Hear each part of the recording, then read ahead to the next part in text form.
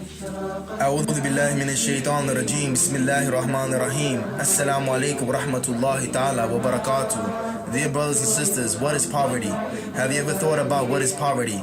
By definition, it is a state or condition of having little or no money, goods or means to support, a lack of necessities. This very world we live in, even here in America, people have taken things for granted. And we see right in front of our eyes, yes, we see right in front of our eyes how the economy is disintegrating right in front of our eyes. And what we perceive as America being one of the wealthiest nations in the world with the highest paying jobs is in actuality, in reality, on economical collapse. We have seen here just in America last year 42 million people living below the poverty line. That is 1 in 6 Americans, an increase for the past 4 consecutive years according to the Washington Post, with children being affected the most. In these critical times, my respected brothers and sisters, how are we to handle the struggle called poverty? Does Al-Islam, the religion of Allah subhanahu wa ta'ala, have the solutions to rid away the struggle called poverty? Wealth and poverty are both a test and honor or disgrace for the servant from Allah. But poverty is not just an economical one, but a problem that is social as well as spiritual as well. Charity, sadaqah, is not just giving of wealth, but also saying a good word, giving sound advice, keeping company with those who are in desperate need by giving our time and embracing them as brothers and sisters in humanity. Today we have been caught up with the worst of all disease called greed. Allah states in His glorious noble Quran, "Here you are, those invited to spend in the cause of Allah, but among you are those who withhold out of greed, and whoever withholds only withholds benefit from himself, and Allah is the free of need, while you are the needy. And if you turn away, He will replace you with another people, then they will be not the likes of you." The Quran mentions the word faqir and faqara 12 times, both as material as well as spiritual. Our Prophet sallallahu alaihi wasallam has said beautiful examples about the benefits of giving sadaqah, charity. He, Rasulullah sallallahu alaihi wasallam, said, "Sadaqah extinguishes sin as water extinguishes fire. Sadaqah appeases the Lord's anger and averts an evil death. Give the sadaqah without delay, for it stands in the way of calamity. The believer's shade on the day of resurrection will be his sadaqah." Each person's every joint must perform a charity every day the sun rises. To act justly between two people is charity. To help a man with his mount is charity. Lifting him onto it or hoisting up his belongings into it is a charity. A good word is a charity. Every step you take to the masjid for salah, for praise, is a charity. Removal of a harmful thing from the road is a charity. Related by Bukhari and Muslim. Allah states many things in the Quran. For example, "But seek that which Allah has bestowed on thee, the home of the hereafter, nor forget thy portion in this world." It is an obligation to help those who need your help, irrespective if they are Muslim, Christian, Jewish, Hindu, Sikh, or Buddhist, or atheist. A miskin is a miskin. A poor person is a poor person. We are the best ummah ever raised on the face of the planet in history. We enjoy the good and forbid the evil. We must repel poverty through charity, education, creating opportunities such as jobs and giving shelter and attending to their needs as best as we can. Through Allah's mercy, rahmah, Rasulullah sallallahu alaihi wasallam, the Prophet Muhammad said, "Those who do not show mercy will not be shown mercy." He said, "Those who do not show mercy will not be shown mercy." Think, my brothers and sisters. There is many blessings from Allah in giving your wealth and your effort in helping al-miskin, the poor people. Allah states in the glorious Quran, "If you lend to Allah good loan, He will multiply for you and He will forgive you, and Allah is the most appreciating, forbearing." We need to be part of the solution, not part of the problem. Fesabeelillah Services in New York is a non-profit organization established to fight poverty, an epidemic now spreading at home and abroad at large. Our vision is very clear. We want to see a stop to poverty. We envision our efforts will help humanity on a global level to eliminate poverty.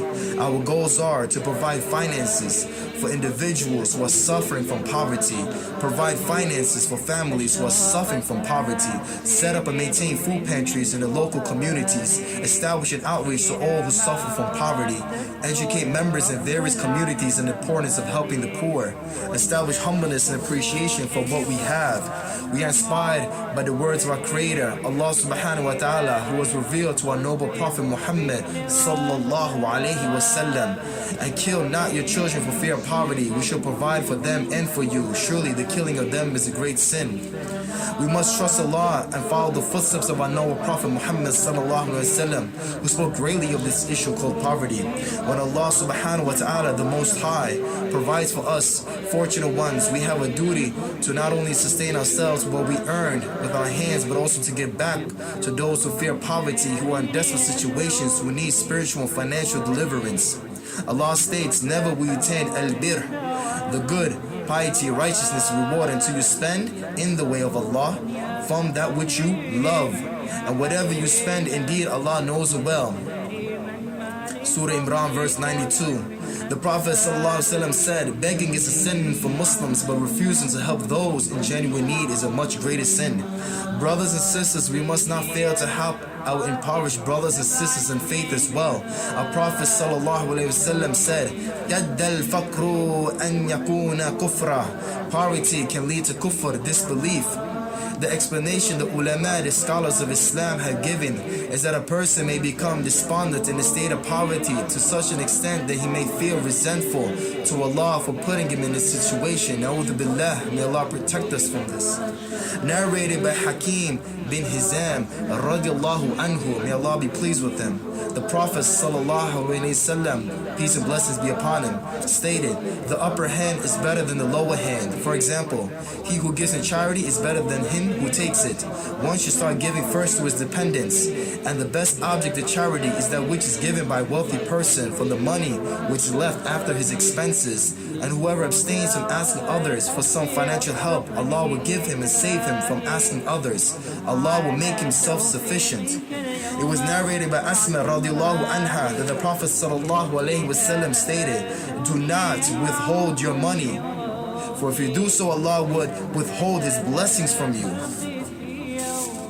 Dear respected brothers and sisters, we cannot sit down and expect Allah subhanahu wa ta'ala to help us without first helping ourselves, our families, our neighbors, our communities, our nation, our world.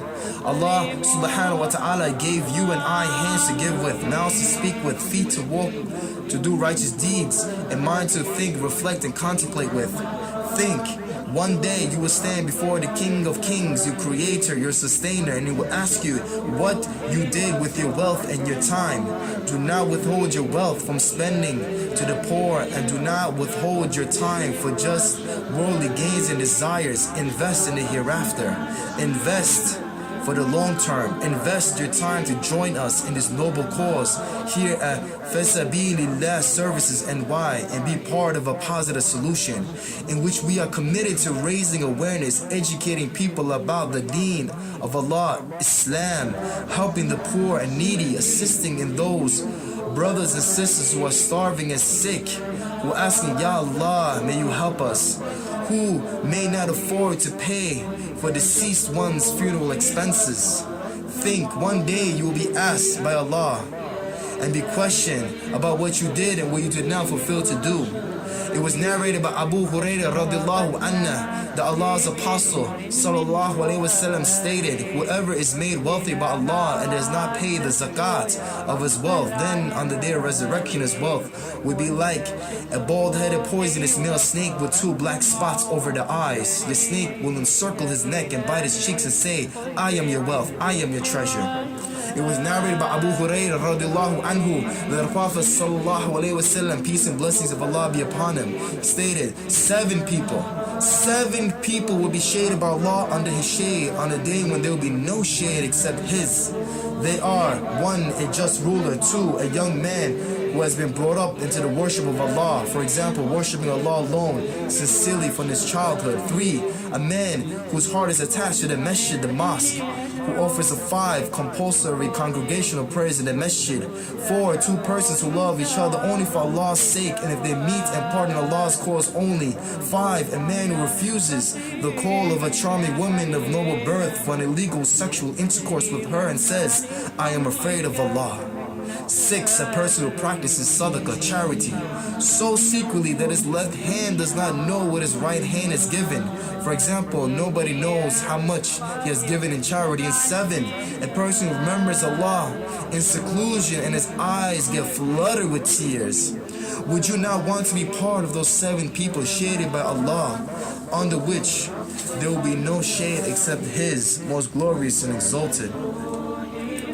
Dear respected brothers and sisters, let us fear Allah and follow His Messenger sallallahu alaihi wasallam. For this ummah is one ummah, one body, and we should come collectively as Muslims to work together to give charity and showing that we as Muslims do care and love our brothers and sisters in faith and humanity. Dear respected brothers and sisters, please join us in this worthy cause. Fesabeelillah.org. That's www.fesabeelillah.org, and become a member today for the sake of Allah. Fesabeelillah. Jazakallah khair. Assalamu alaikum wa rahmatullahi.